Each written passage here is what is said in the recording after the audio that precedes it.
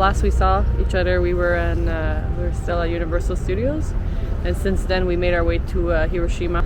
We're just gonna walk around the Peace Memorial Park. There's a dome too. That's where that's where they say the actual bomb hit, which happened in 1945. And yeah, we're just gonna explore a bit the area. It's a different type of day than yesterday, that's for sure. Yeah, it's a bit more somber, and yeah, so I don't know how much we're gonna actually film today, because I feel like it's a bit more of a peaceful type of area, and I don't know if cameras are really appropriate right now, so I'll see what we're able to show you. And that's gonna be it for Japan. We're really we're closing up. I mean, we're flying out to Thailand tomorrow, so we're gonna spend the day here in Hiroshima, and then we're gonna make our way to Fukuoka this evening, where we're gonna just stay one night to catch our flight from there to Bangkok tomorrow and catch a last bowl of ramen. Yes. Yeah, we'll give you guys a bit of a final impressions of our little 2 weeks here in Japan, and we'll chat more later. See ya. See you soon.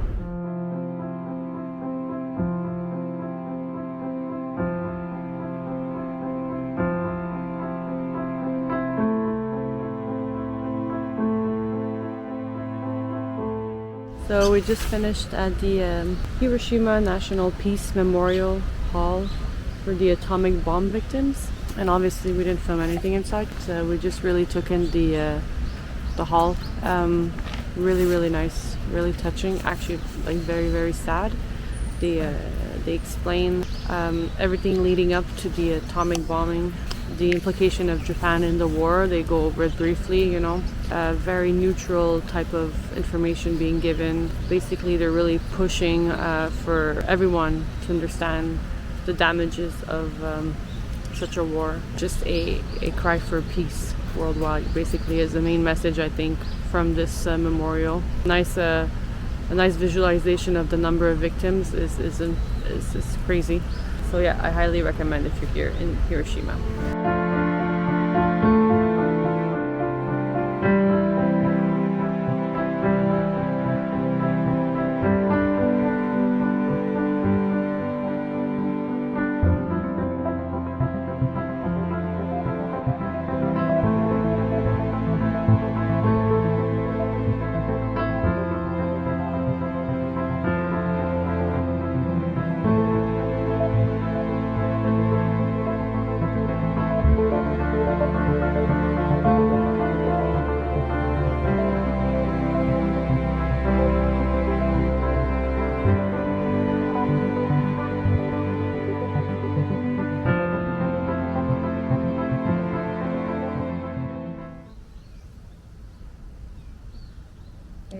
Hey guys.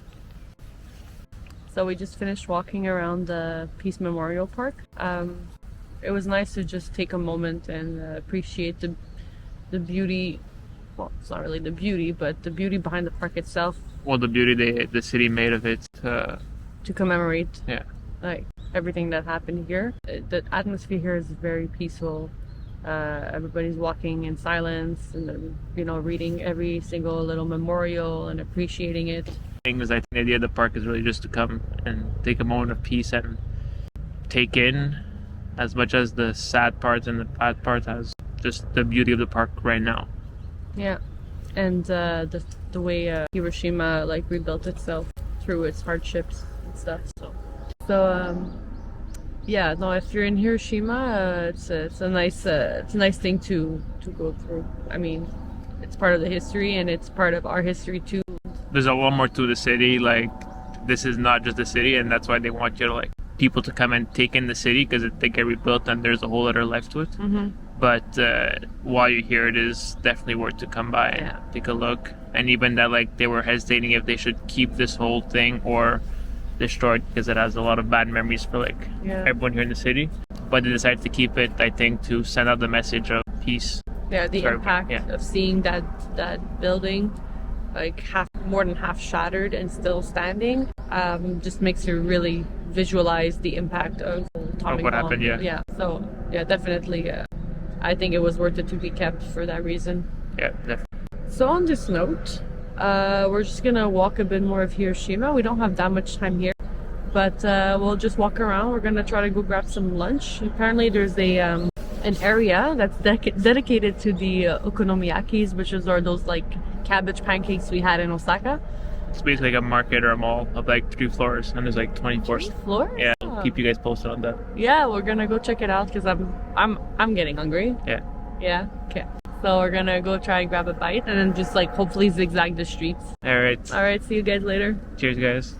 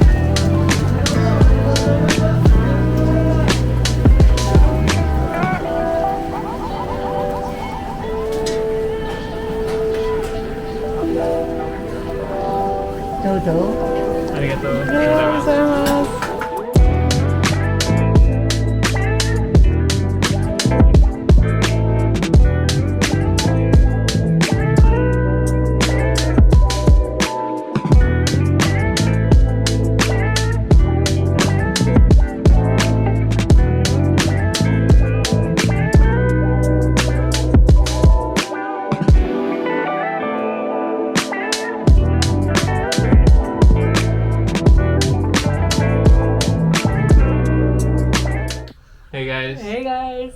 Last night in Japan! Yeah, after over 2 weeks. Just over 2 weeks. Yeah, just a little over 2 weeks that we've been in Japan. Flying out from Fukuoka tomorrow to go to Bangkok, which I think I've said before, but that is our plan. We're gonna head out soon. We're gonna try to find a spot for our last bowl of ramen. I think it's what we're craving once again. And it's cheap and it's fulfilling and it's been great. It's been our go-to. Every time we don't know what to eat, we've just been trying to find a ramen place. So they're not hard to find, so at least there's that. They're everywhere. Okay, so we thought we'd put together like a little roundup of like, I don't know, highlights of Japan or whatever. So we spoke about it today. The 3 things we're gonna miss from Japan, which is funny because we both asked each other the question and it turns out we had the same exact answer. So we figured we'll just tell you guys the same thing, both of us. Yeah, so go, first one. Well, the first one, for I think we mentioned a few videos, but the washrooms, the bidets basically. For me, it's most of the bidets, but for Bianca, it's just a generic washroom. They're so clean. Yeah, so clean. And I'm talking about the toilets, like the actual toilet area. Yeah, not the cubicle. But the bidets, and also the fact that there's just washrooms everywhere. Yeah. It's like it's one of the countries that like you're never afraid of not finding a washroom. You're like, oh, whatever, if it's not this one, I know we'll find one soon. And like, yeah, they're just so accessible. You don't have to pay for them. They're there. Accessible and clean, even they're in clean. like a random park. Yeah, like the majority of the time for me, there's a toilet cleaner, like a toilet seat cleaner, like the heated seats, like everything is just, it's been great. So I'm gonna miss the washrooms. Second was, well, I said the fact that we always felt so safe. Like whether we'd arrive super late at night, whether we'd be walking around, there was never a time where I would question like, oh, should we walk down the street? I'm not sure. There's not even a question asked of like, we don't feel safe at all. The people were super nice, super accommodating. You know, you'd ask a question, they always answer you with a big smile. Yeah, exactly. So third one. Well, basically the food. Yeah, the Japanese food, cuisine. I mean, but we realized, which we knew, but we sort of confirmed that like in Montreal we're pretty good with Japanese food. I mean, our ramen spots and like our sushi spots are pretty decent. Different, Yeah. but pretty decent. Quality of the food too. Like that's another thing. Like okay, yeah, we would try to look for reviews and try to find like the most decent place amongst like where we were, but truth be told that like they were all good. I don't think we ever went to a place where it was like really really bad quality From the markets to, and also the diversity of food that like we didn't all know existed. Okay, favorite place. Well, it was a favorite experience, no? Or Favorite experience like overall. So for me it was Kyoto as a city in general.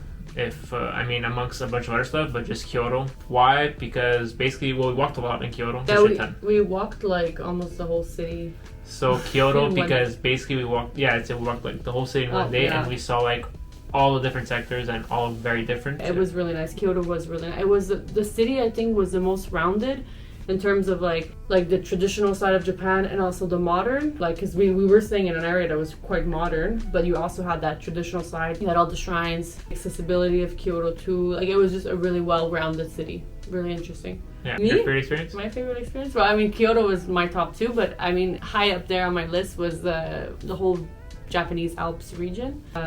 So that included like when we went to Nagano, Matsumoto, our ryokan, we stopped in Takayama, the area that we did. Really nice landscapes, like alpine views.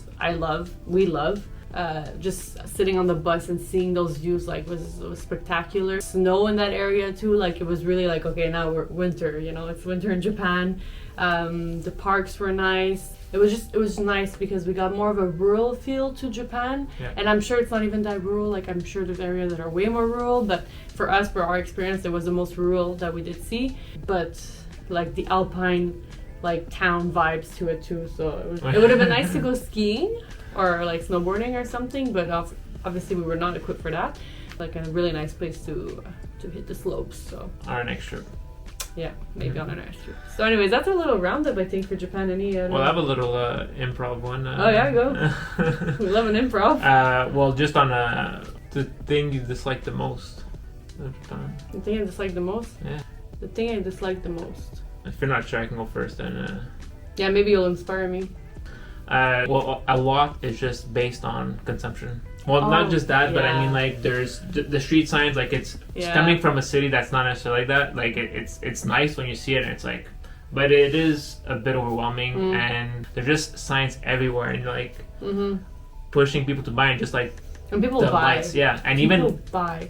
Even when it's dark out, like, there's just so many lights that, like, it's not that dark out. So many publicities, but like we mentioned it yesterday when we were in Universal Studios, like, people buy like all this merch, like the stores were filled and people kept buying, and people had all these hats and these scarves and this and the whole Harry Potter outfit. I'm sure it's everywhere else in the world. Like I know obviously like Universal Studios in the States was probably the same thing, but we just found that the Japanese culture was a bit more focused on like getting the full experience.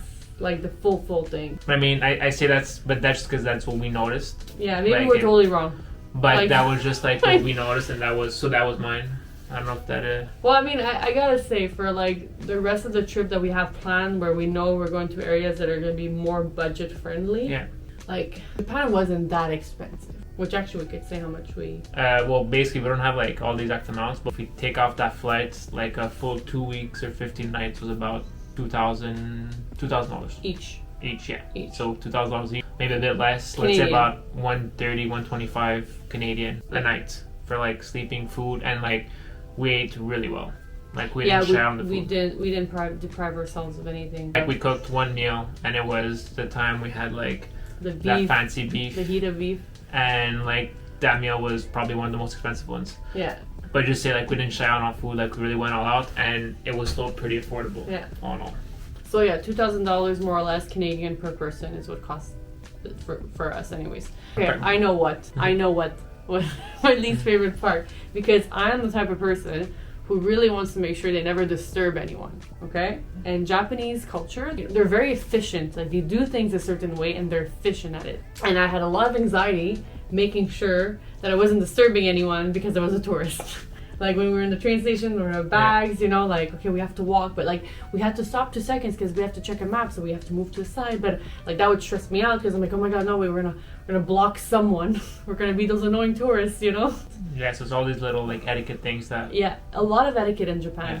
And it's fine, but as a person that's anxious and doesn't want to like insult anyone, I'm like, no, it's not supposed to, you're not supposed to do it this way, you know, you have to do it this way. So I guess that was one of my things about Japan, where I looked at it a lot before leaving, so I knew this stuff, but obviously it still like stressed me out. So that's pretty much it for our little recap. Yeah. All in all, it was honestly a great trip. And just because we mentioned trains before, fun fact, no train and no transport we took was 1 minute late, nor 1 minute early. Everything is on time. Everything is, and just we were talking about the efficiency, like everything is like super on time. If you have any questions, like specific things that we mentioned or specific places we've been, like you can write us a comment in the video and we'll for sure answer you and give you more information.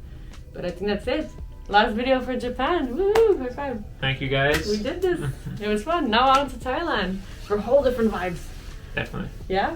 Alright, guys, we'll see you when we're in Bangkok. Take care. Bye. See you guys.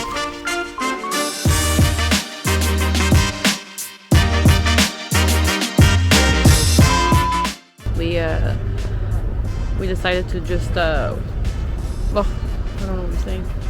I'm gonna redo this one. So yeah, oh, don't block the mic. Sorry, blocking the mic. Hopefully you guys heard that. Anyways, it's really cold here too. Like I thought it'd be warmer, but it's a bit of a cloudy day. Just to add to the whole atmosphere of the place. Yeah, the somber side. Yeah. So let's go warm up somewhere. You guys. I'm so tired. Hey guys. Hey guys. Hey guys.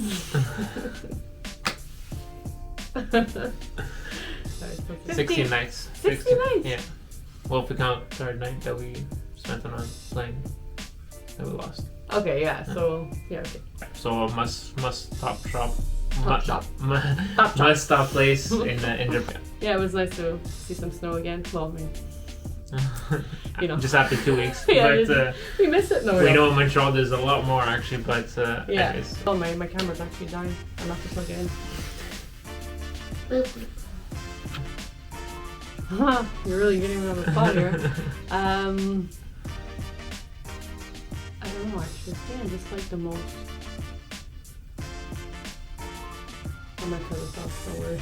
It's gonna get me thinking forever. I think we're about to fill up my SD card too. Battery's dying. Memory card's still there.